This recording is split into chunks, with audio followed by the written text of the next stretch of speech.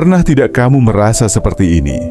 Kamu sudah ikut pelatihan, membaca buku motivasi, menonton ratusan video pengembangan diri, tapi tetap saja merasa, aku ini sebenarnya punya potensi apa sih? Kamu mulai membandingkan hidupmu dengan orang lain, melihat mereka sukses, terkenal, berpengaruh, lalu diam-diam bertanya, aku kok seperti jalan di tempat? Padahal, bisa jadi, bukan karena kamu kurang hebat, tapi karena selama ini kamu mencari potensi di tempat yang salah. Kita diajarkan bahwa potensi itu sesuatu yang besar, spektakuler, luar biasa. Padahal seringkali, potensi sejati bersembunyi di hal-hal kecil yang kamu lakukan tanpa sadar. Hari ini, kita akan membahas satu hal penting. Bagaimana mengenali potensi diri bukan dari sesuatu yang jauh, tapi dari hal yang sudah lama ada dalam hidupmu, namun sering kamu anggap sepele. Dalam buku Atomic Habits 2018, James Clear menjelaskan satu prinsip penting. Perubahan besar dalam hidup jarang datang dari keputusan besar. Ia datang dari kebiasaan kecil yang dilakukan secara konsisten. Ini bukan sekadar motivasi. Ini diperkuat oleh riset psikologi perilaku dari B.J. Fogg, Stanford University, yang membuktikan bahwa perubahan paling bertahan lama justru berasal dari tindakan kecil yang diulang setiap hari, bukan dari lonjakan motivasi sesaat. Prinsip ini juga berlaku untuk potensi diri. Potensi bukan sesuatu yang turun dari langit dalam satu malam. Ia tumbuh diam-diam, lewat kebiasaan kecil yang terus kamu ulang, bahkan saat kamu tidak menyadarinya. Contoh nyata, J.K. Rowling bukan langsung tahu akan menjadi penulis hebat. Ia hanya perempuan biasa yang terbiasa menulis setiap hari, bahkan saat hidupnya sedang sulit. Steve Reveal, co-founder Intel sejak kecil, hanya suka membongkar alat elektronik tanpa tujuan besar. Kebiasaan kecil itu membawa dia ke dunia teknologi besar. Mereka tidak mencari potensi. Mereka menjalani kebiasaan kecilnya dengan setia.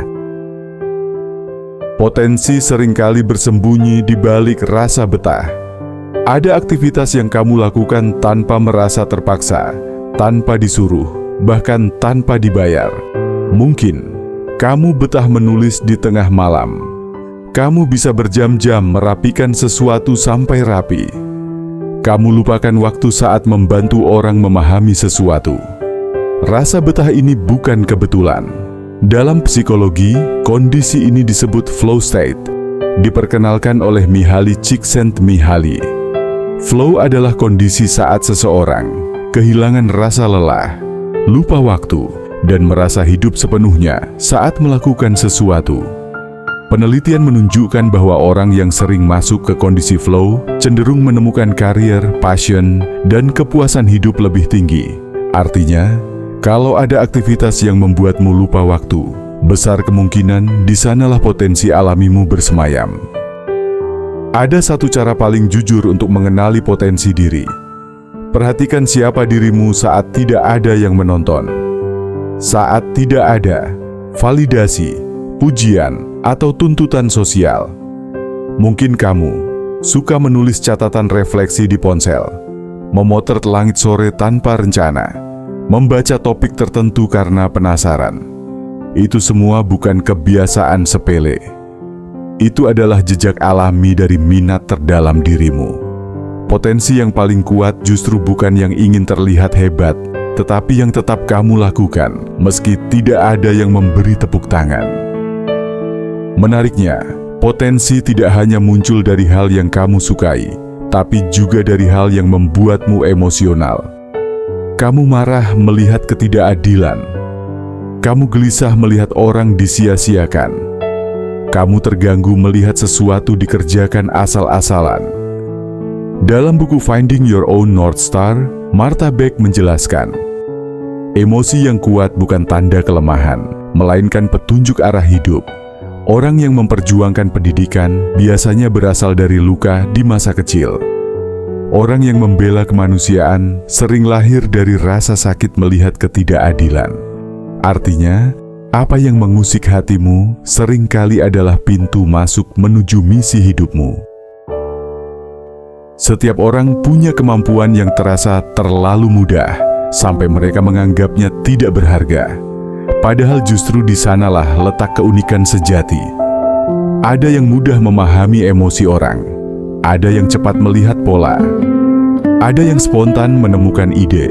Karena terasa ringan, kemampuan itu sering diremehkan. Padahal menurut riset Gallup Strengths Finder, orang yang bekerja sesuai kekuatan alaminya 6 kali lebih mungkin merasa puas dalam hidup dan 3 kali lebih produktif di pekerjaannya. Apa yang terasa biasa bagimu bisa jadi adalah harta karun bagi dunia. Potensi sejati tidak muncul sekali, lalu hilang. Ia muncul dalam bentuk pola yang berulang. Coba bertanya pada dirimu, apa yang sering aku lakukan sejak dulu? Apa yang selalu kembali aku lakukan meskipun dunia berubah? Mungkin kamu selalu menulis, selalu membantu, selalu memperhatikan detail kecil. Itu bukan kebetulan, itu adalah tanda arah hidup. Seringkali orang lain justru lebih dulu melihat potensi kita. Kalau banyak orang berkata, kamu enak diajak bicara, kamu tulisannya hidup, kamu cepat paham, dan itu datang dari banyak orang berbeda. Itu bukan basa-basi, itu petunjuk.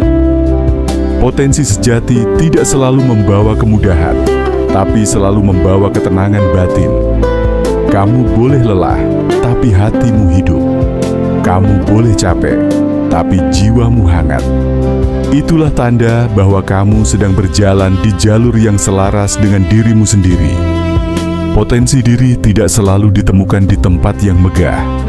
Kadang ia bersembunyi di hal-hal kecil yang kamu lakukan tanpa rencana, rutinitas yang kamu anggap remeh, minat kecil yang kamu pikir tidak penting. Mengenali potensi bukan tentang mencari sesuatu yang baru, melainkan menyadari bahwa selama ini kamu sudah memilikinya. Mungkin selama ini kamu terlalu sibuk memandang keluar, sampai lupa menengok ke dalam. Mungkin pertanyaan yang tepat bukan, apa yang harus aku kejar? Tapi, apa yang sudah lama tinggal dalam diriku, tapi belum aku rawat? Karena seringkali, hal yang paling kamu sepelekan dalam hidup justru adalah kunci menuju versi terbaik dari dirimu sendiri.